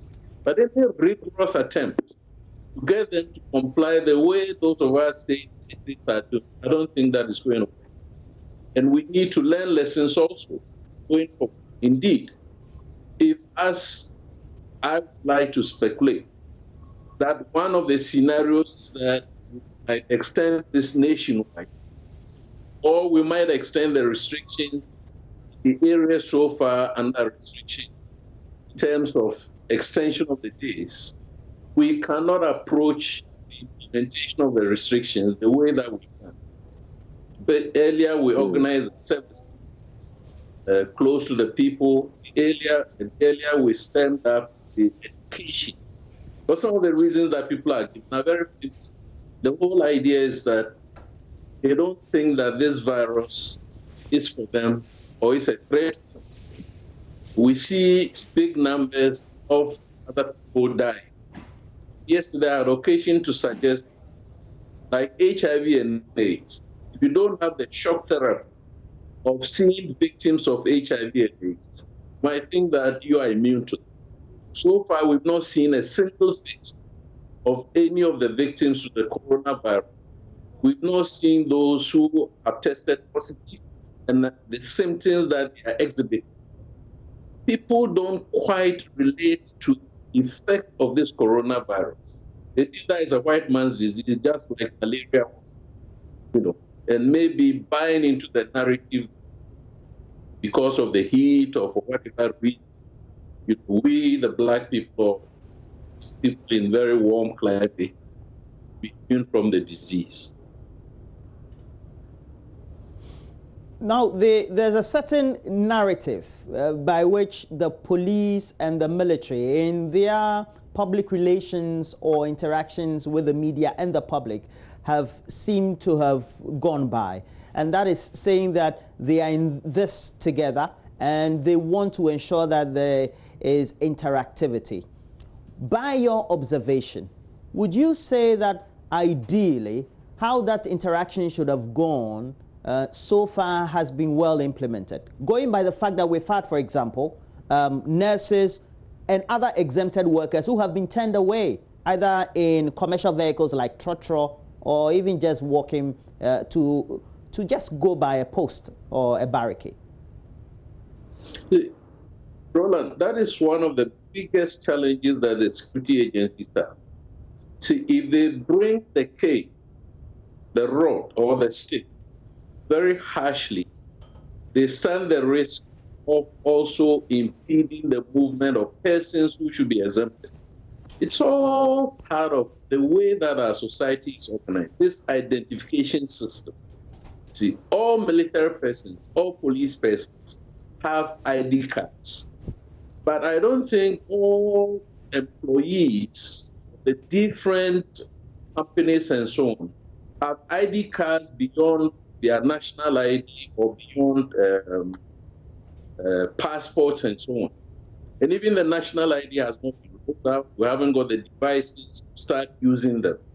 So for the policeman to determine whether citizen A is indeed a nurse or not a nurse, sometimes might depend on his or her judgment.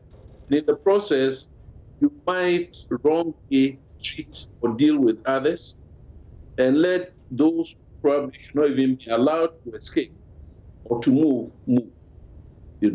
So that's a serious challenge. And I think we need more cooperation on our part.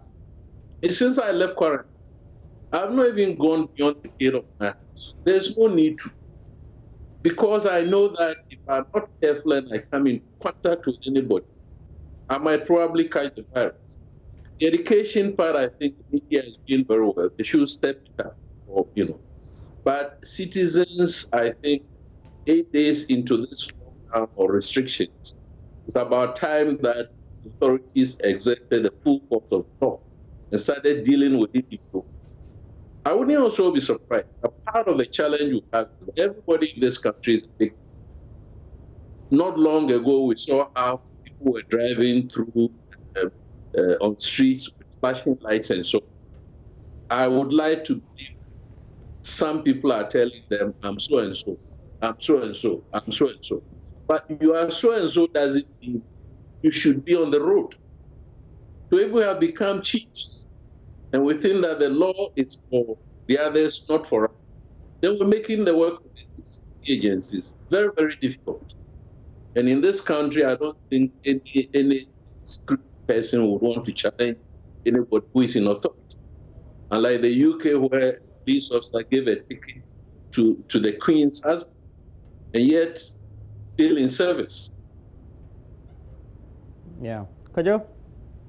Colonel, I hope you don't mind me asking. You are a former military person, particularly with this report from Asham. The current status is that the military themselves are investigating. The officer has one side of the story, the soldier has one side of the story. He says that this person was committing some kind of drug offense. So he, the soldier, was arresting him, and the individual grappled with the gun, tried to disarm the soldier, and got shot. The people on the scene, the community members, also have a different story. They say there was an altercation, disagreement. The soldier wanted this individual to leave the market. The individual refused to. And at some point, the soldier shot the individual. An investigation is needed. But my question is, do you think the military should be doing this investigation, or should an independent body be brought in? Bearing in mind that this is an event that has occurred between a military man and a civilian. Well, first of all, let me say that that particular incident is very unfortunate. And it suggests clearly that at that particular moment, the organization of the security force, that unit which was there, was not probably how it should have been organized. I'm not sure, I stand to be corrected, whether indeed there were police officers, or even if there weren't police officers, even city guards. Because Sunday when I was leaving the house, there was one checkpoint I went to, when I was leaving quarantine. There was a checkpoint where there were 2 police officers and 3 city guards. So if you have only the military, and that's the picture that I'm getting from those who spoke, that they were witnesses, that it looked like only the soldier at that particular time was there. He had no help. Although he had made a call, nobody knows where he had made a call to. But coming back to the investigation, I've always maintained that security agencies anywhere cannot investigate themselves. When offenses are committed by them, independent bodies should do the investigation, whether it's the police, whether it's the military, prisons, and so on and so on. Given the circumstances under which this lockdown was instituted, I would suggest strongly that in order to allay, tension within the society, the government must come off and appeal for calm. And I'm told, I'm digressing a bit, I'm told that at the time that the president was making his last speech, or updates, this incident had occurred. And some citizens of communities were expecting that would have made mention of it, apologized, and assured citizenry that all necessary measures were going to be taken to investigate. It's not too late for that assurance to be made, but definitely the military investigations cannot be the substitute for an independent investigation. I'm not suggesting that we cannot rely on the military, but it's a principle that an offender cannot investigate himself or herself. So we need that independence, to be able to get to the point. And indeed, if the military statement is not correct, because the military statement and what the witnesses are saying are completely different. Therefore, the truth is somewhere in between. I wouldn't want to suggest that one party or the other is not telling the truth. But ordinarily, for a soldier to cock a weapon around in the chamber, move the position of the safety catch to fire, and fire anybody in the head, it's a very serious thing. It sounds to me, and I'm happy to be corrected, Colonel, but it sounds like in your experience, the narration of the military officer that someone was grappling with a weapon and it went off, it seems unlikely to be. Well, that's what I said. But soon after it happened, or soon after the military statement was issued, I got an official call. And the official copy basically stated that there was a struggle, that the civilian was trying to disarm the soldier, and in the process, the weapon went off. Now, the witness that I saw in the media is giving a completely different narration, that indeed there had been an occasion, the soldier had used a stick on the civilian. The civilian had taken the stick and put it on the ground and had gone to do his push-ups or whatever it was. The soldier had moved away, come back, and then opened fire. See, if you look at the civilian narrative and compare that with the military narrative, somewhere the truth is missing. But all of this will come up because the doctors and forensic experts who look at the type of the wound, the angle at which the bullet entered the head, and so on, the distance of the weapon from the casualty and so on. They'll be able to add a bit more meat or substance to the circumstances under which the civilian was killed. But I have suggested that it is always very difficult when you put soldiers on operations within communities. Well, we are trained to kill. That's all that we are trained to do from inception. And the only way we think we can subdue any opposition is to neutralize the opposition through, the use of the weapon. It's very unfortunate that in this instance, the soldier did not shoot to disable by shooting at the leg or the feet or something like that. Or even though we don't subscribe to that, we don't teach it. The warning shot could have been 1, 2 feet, 3 feet from the person into the ground. But that is not warning shot. Warning shots are to be fired into, again, there are certain judgments that need to be exercised.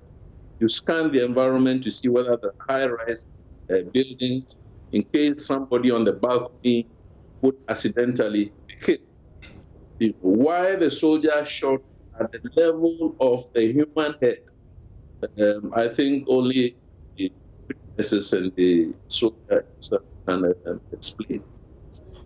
We need to go back, that's a script. They need to revise the concept of the operation and make sure that the police are in the lead. And if need be, the military bring the additional numbers that I don't think if civilians do not fire at security force, that in this operation, any weapon, whether police or military, should be used. Indeed, if you stop some, the person refused to stop. I don't even see the need to fire at the vehicle or fire at the individual. You know, they are well trained, so I think the authorities need now to, issue new instructions, including the state of the weapon. That even if weapons or soldiers are carrying ammunition, probably the ammunition must be in the magazine charged, but not on the weapon. It's only in extreme cases where there is a very serious threat to the security forces that the magazine must then go on the weapon for the weapon to be used. Colonel, let me ask you, what is your assessment of security arrangement outside COVID-19? At the moment, everyone is focused on COVID-19. Everybody is thinking about employment and how they are supposed to make sure people are not leaving. But, what about other crime? Do you think there is sufficient provision? Do you think that law enforcement generally is still up to standard? We need to rely on the professionalism, the heads of the services, i.e. the IGP and the Chief of Defense Staff, and for that matter, all the heads of the different institutions.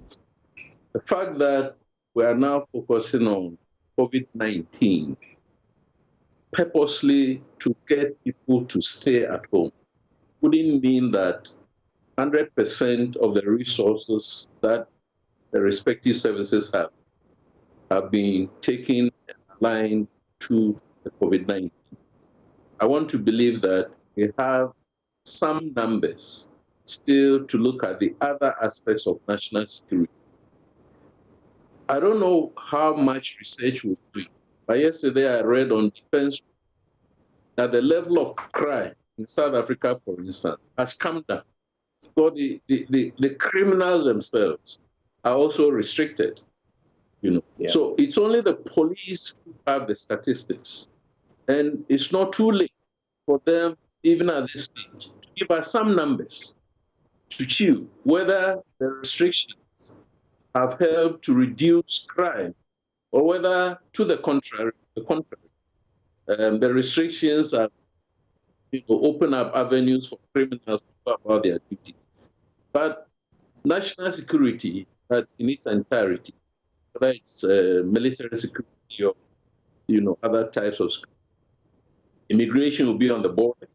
For instance, customs will be at work, narcotics will be at work. I think the infrastructure that we deploy on our northern border to contain terrorism, for instance, to some extent, or to a very large extent, will still be in place.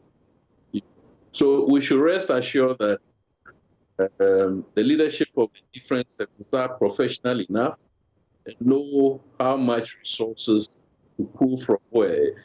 Normally, you cancel all leave, so you have extra hands. Sometimes you even take tailors from their duties and put them on some other duties to now relieve the infantryman or combat man go and do the job. So I'm sure that they are balancing the numbers, not forgetting that at any particular time, we still have this large numbers of military police on external duties, especially the United Nations. So whatever numbers we have are not always present within the country. Let's have a quick global picture. Terrorism around the world, there is an expectation that we might see more of it if this crisis persists longer. I mean, oil prices have dropped, plummeted. So countries like Venezuela, Nigeria, not so far, are all heavily affected and will be even more affected as the days go by. Is this likely to have a trickle-down effect? Are we going to likely see more terrorism? Even though we've shut down our borders, they are quite porous. Should we be concerned about an elevation of threat levels as time goes on? Well, I think the motivations for terrorism are different from the motivations for, let's say, COVID-19. Indeed, I want to believe that the terrorists are also,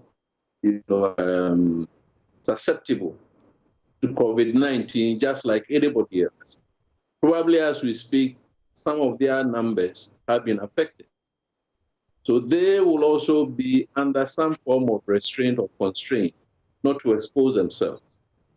But assuming that they don't, they are going to review the operational deployment in the country, or any country for that matter, to see whether they have avenues, to infiltrate into communities and then carry out their terrorist activities.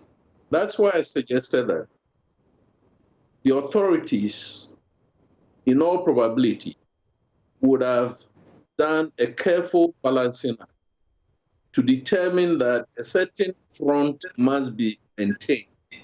But for all we know, the eyes and ears of the police and the military that we have deployed in the fight against COVID are additional eyes and ears to look for persons that don't belong to the communities that they belong to, or the communities they find themselves in.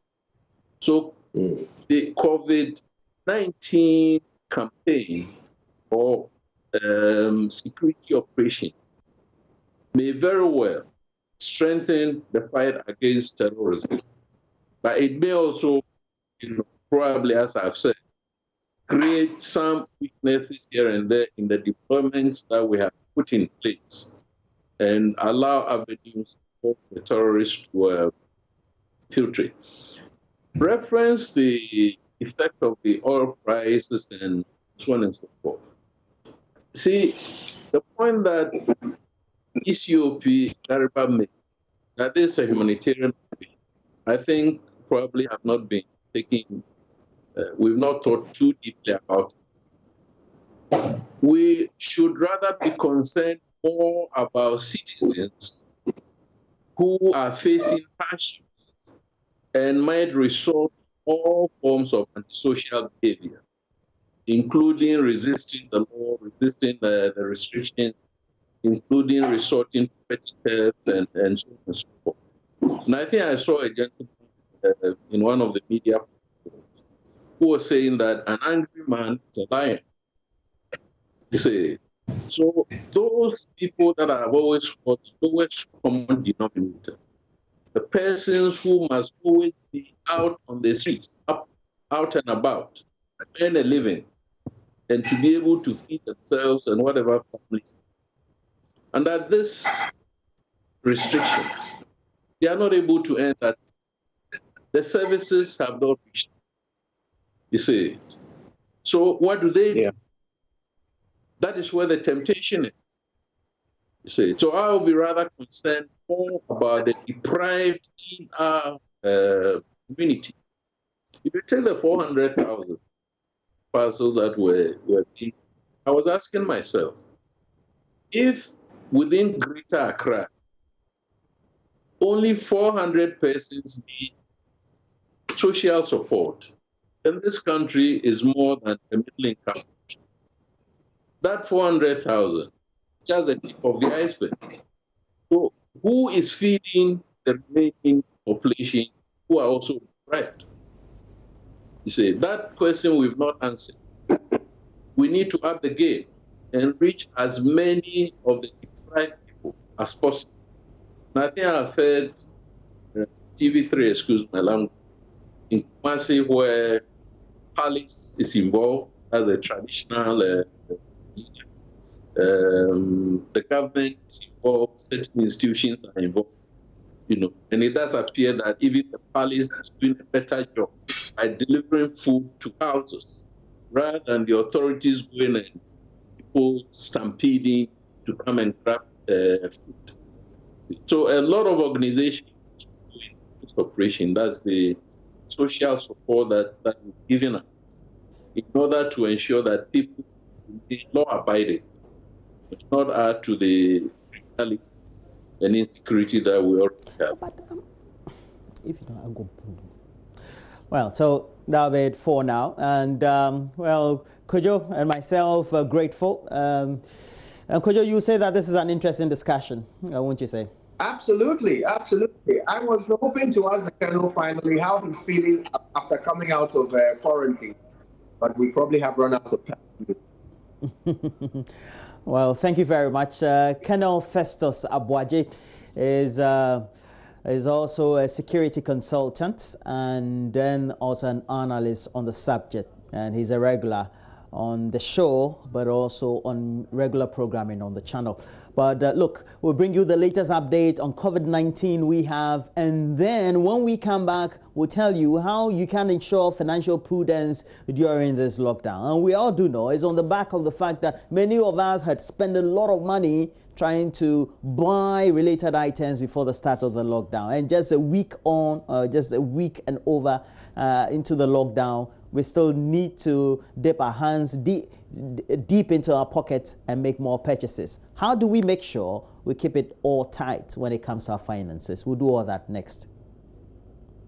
And we're back, where you can get more of those updates when it comes to the tips on coronavirus is myjoyonline.com, and get all those and get yourself acquainted and educated on the subject. But what also we need to discuss is the related issue of how we all, within the period of the lockdown, need to make sure we undertake prudent spending in personal expenditure. And that's where we already have a guest on stream, and we want to speak to the guests as well. And good morning to you. We have Roderick Ayer. Roderick, good morning to you. Good morning. Good morning, Roland. Yeah. How have you been managing yourself within the lockdown? What have been your experiences? Well, it's been an experience that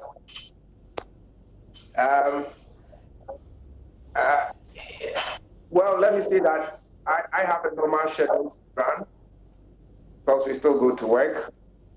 But the good thing is that you get home very, and then I touch base with a little bit of exercise with the family, and that's how I've been coping.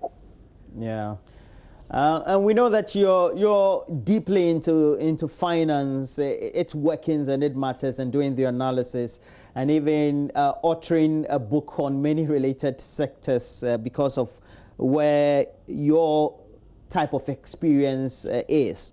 But on a personal level, how would you say expenditure, based on your observation, has been for many people prior to the start of the lockdown because of the heavy purchases that they've made? Yeah, I mean, it's very obvious. None of us prepared for this, but we find ourselves. One of the things that I want to say is of us that will try to have different streams of income. This lockdown, has blocked those streams. And so largely we are either we have saved or what we are being paid, which is the only source of income that we have. Now, personally, I would say that the only thing that might have changed, it might be the rate of house, because the kids are home. And people have little, in terms of electricity and all other costs. But largely, beyond doing the, I think relatively things are a bit more, because you don't even have the opportunity to do an emergency buy, if I should put it that way. It is not as attractive as it used to be when you walk out and you want to spend one that you have not really planned for. And so those are the other side. The other side is that especially for those who use public vehicles, because of certain property, they would be spending a bit of time. And for us that use our vehicle for it's a bit less on us because we don't have much traffic to do. I mean, for now, it's 25 minutes or something. That is a journey that I used to do hours. So these are some of the things that comes up. But I want to say that, I mean, the sector of the that I'm interested in, that is local and income. This is a very trying moment. Very trying because I cannot give it as because majority of them spend to keep the household alive or going, and that comes with a lot of capital. And for most people, this experience must be one of the main only reason why you bulk purchasing, because of their level of income, trades and all. They would rather purchase, eat, and then go back to the market in a purchase. But because of COVID, majority of them would have to experience a little more buy. But remember, that will be dependent on their ability to afford. So, Roland, it's a mixture of There's a related question to your last response that I also want to dwell on, and it's about the micro sector of the economy where people live by the day. They make purchases from their earnings from the day, etc.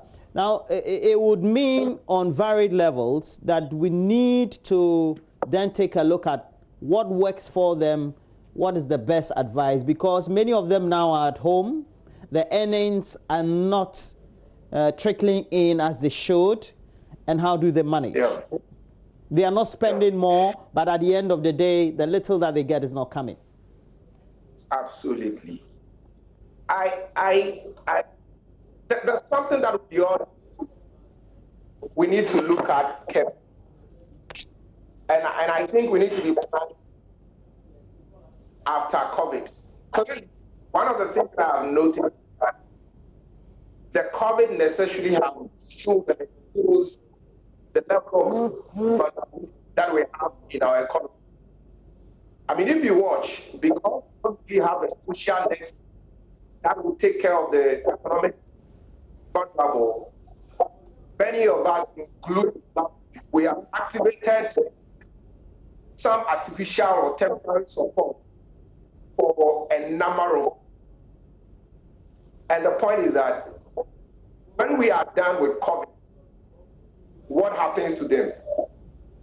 So we need to begin to develop systems that can actually capitalize on the potentials of this and put them in a more creative, usable resource, like help them to be able to use the little capital, human capital, to prepare for a like this, and also to feed their household.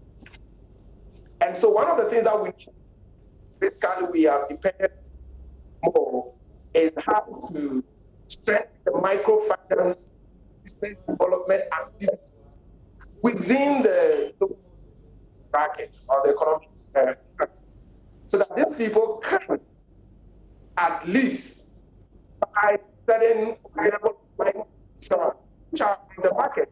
I mean, some microinsurance that if these people have signed up within this period, some of them would be benefiting from it without having to attend let me say, the temporary have. So, yes, we have the level of ability, and we have whether microfinance, microcredit, people will not this same level of when such event happens in the near future. But we'll see how it goes. What then will be your best advice generally for everybody? Because we know that after this whole phase, the expenditures will come running fast. They'll be thick. They'll be heavy. I mean, we have to be realistic.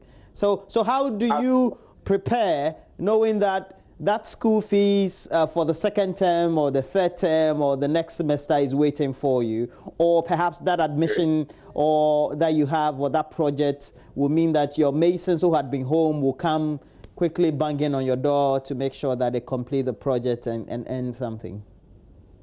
Great. I think at two levels. One of the things that I want to say is that, and like what the president, we are not in normal times. And there's already a stressful issue around in terms of the lockdown and staying and all. So my little advice, as much as possible, we must not highlight and reach the level of stress. But the point is that if the money is not there, because you cannot go out and do little activities and so we need in terms of that is one. And two, one of the things that I think, whether from the schools, from other, we should be paying the support from both ends. So, for instance, we know our kids, schools should also relax or flex and give parents some level of flexibility to pay the school fees when school reopens. I cannot think about how much can in times like this as your children at least have something to manage along. I cannot tell you that sacrifice that comes. I cannot say that sacrifice the household anticipation will happen, because whichever way should happen.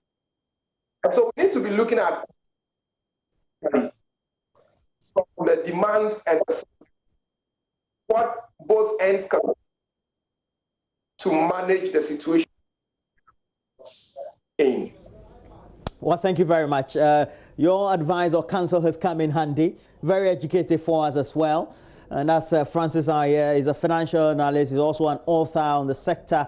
And Roderick tends to look at the micro sector of the financial services sector as we have it. And so great interaction so far. But look, you just saw him trying to tamper with his gadgets. I'm sure he was using the phone, and it was all through Skype, etc. But how do you stay within this period using technology, making sure you use technology to complement how your daily life should run and to go? And that is why we want to speak to Kingston Tago, the Vice President of Rankat, to get up to speed with the latest as it is. And good morning to you, Kingston. How are you doing? Yeah, I'm good. And I know that you've been on the show trying to help us relatedly on many of the things that we need to do.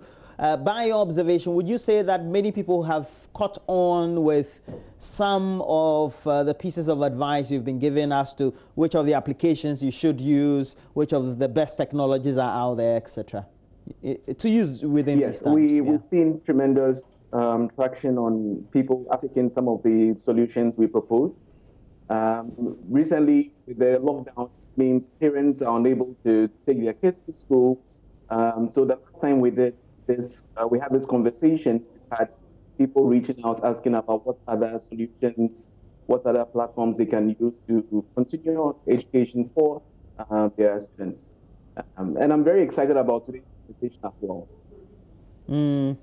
Now, when it comes to the type of technology or the application that are to be used, you get to find that now everybody is staying home, but people want to get access to the pharmacy, people want to get access to healthcare provision, etc. How easy should they be doing it, knowing that the available application is next door? And what would you advise them to? So there are lots of solutions currently which does not require anybody to step out of their house. As you mentioned, pharmacies these days have deployed mobile apps which enable you to put in a request for a prescription, and then it gets delivered to you. For some pharmacies, you can even place a call, and then also they would bring you your prescription. There are food ordering apps. There are apps for basically checking out places without you needing to step out. So there are lots of, a ton of solutions out there that people can leverage today to connect real time with what's happening around.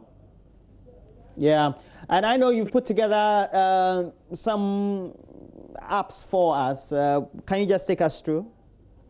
Let's start with connect with family and friends. So today I'll be talking about how people can connect with family and friends. So these days, families are facing more time inside as part of self-isolation and social distancing due to the coronavirus pandemic. And so lots of people are turning to video calling apps to stay in touch with their family and friends. So today I'll be walking you through some of them. Let's begin with Skype. So Skype has always been the original video calling platform. It will be the best option for many, even the less tech-savvy members of the family, because they are likely to have an account on Skype. And Skype allows for voice and video call options and also has an instant messaging feature. So it's accessible on the PC as well as on iOS and Android mobile devices. The good thing about Skype is that you can have up to 50 users. So your family, your friends, you can have a group call up to 50 people. The basic features on Skype are free, but of course, it will always come with some charges. And then there is Google Hangouts. So Google Hangouts is very good for video chat and basically enables you to take off the ground quickly. So Hangouts is linked to your Google account.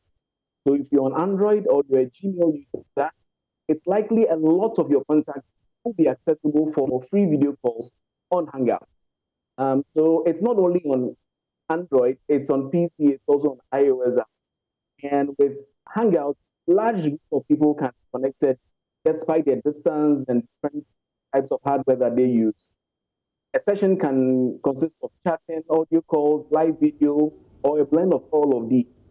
And the video hangouts can be shared by up to 25 people, and as many as 1 people can come together in a text-based meeting. So it's great because the basic features are free. And of course, you know that you will incur data charges. One of the things that people have not really explored about WhatsApp, which is a popular messaging app, is the fact that there are group video chats on WhatsApp, right? So people mostly would use WhatsApp for a phone call, but you can add up to 4 people in the video chat. Now, the great thing about using WhatsApp feature is that all of the calls are end-to-end encrypted. So it means they are secured, just like your messages on WhatsApp. So it's available on iOS, Android, mobile devices, and it's free to use. That's a very good thing about WhatsApp. Now, before the lockdown, your WhatsApp users were spending about 2 billion minutes on calls every day, 2 billion minutes. So during this time of social distancing, it's going to be even more. And so I encourage people to want to connect with friends. You can do that on WhatsApp with up to 4 people. Now, if 4 is not enough for you, you can use Snapchat, you can take up to 16 or 32 people in a group. I'll also talk about Zoom. Zoom is very popular. It's a video conferencing app which has basically risen to prominence at this time, especially. Lots of social events are happening on Zoom. So with the free version, you can take up to 100 participants in a video call, and you have a 40-minute time limit to have conversation. So Zoom is not only for workers to stay in touch, but also for families and large social groups to gather virtually. It's available for free on phone, on PC, on Mac. When I say free, this basic feature is free for up to a 40-minute time limit. If you want more time, you would have to get the paid version. And one thing I have realized a couple of days is that there's been a lot of traction, a lot of social events becoming more and more popular. So this is also a leverage that for communication. Then I'll talk about FaceTime. For all those who have Apple devices, whether you're on iPhone, an iPad, or an iPod Touch, you can have access to Facebook for video chat. You can use it for calls over Wi-Fi or any mobile data. And FaceTime allows you to up to 30 participants in a group video chat. So that is known as a group FaceTime, right? You can start this kind of group FaceTime with your messages, iMessages app, and as you have the conversation, the time of the one speaking becomes larger and larger, so you never lose track of the conversation. The thing I like about FaceTime, though, is that it has an effect feature which allows you to add an emoji or an emoji. You can add filters, you can add text shapes. So it makes it very, very fun to engage with friends and family on this. And of course, there is House Party. A House Party is basically a social network combined with group video call. It allows you to play games with your friends on video chat and share their screen. I think they are sending you a screenshot of the messaging. It's a really exciting app that came in, I think, 2015 thereabouts. So the app can also alert you when your contacts come online so that you can organize socialization. It's a smoother process. So a House Party is free to download iOS and Android. And this is one of the new things I would ask people to try out, their friends and family. Now, the last thing I'll talk about, which is not exactly a video calling app, is Netflix Party, right? So lots of people these days are on Netflix. They would watch by themselves if you're alone in the house or those that you're. But what if you wanted to have a Netflix with people who are far from you, right? That's where Netflix Party comes in. It's a great way to watch Netflix with your friends online. You can synchronize video playback. You can add group chat to your favorite Netflix shows. So literally, while we are watching this video, we're talking about it, adding our reactions, and it's very, very exciting for friends and families to engage no matter the distance, and to also have movie nights as well. So these are the top apps that I people to start using during this time. But Kingston, just a last question, and just for 60 seconds, can you tell us how we can economize or maximize the use of data so that we don't spend, we want to use more but spend less? So that's a very interesting.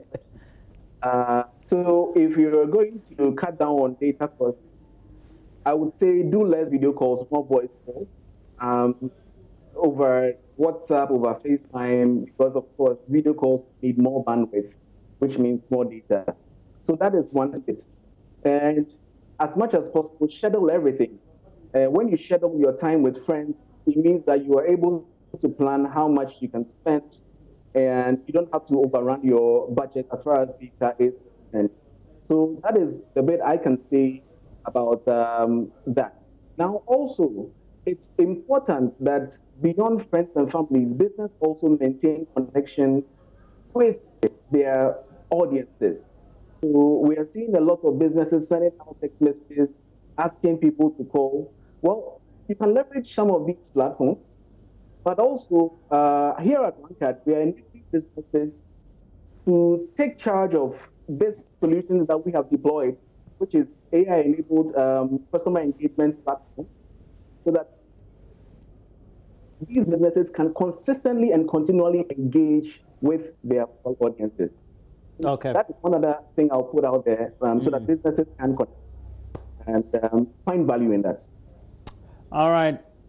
Kirsten Tego is a vice president for Rankat Solutions. And look, Rankat, you want the best of technology when it comes also for revenue assurance. You can get all the best services for them. But we want to give you the latest tidbit from the world of entertainment, and AM Showbiz is up next. Do stay with us.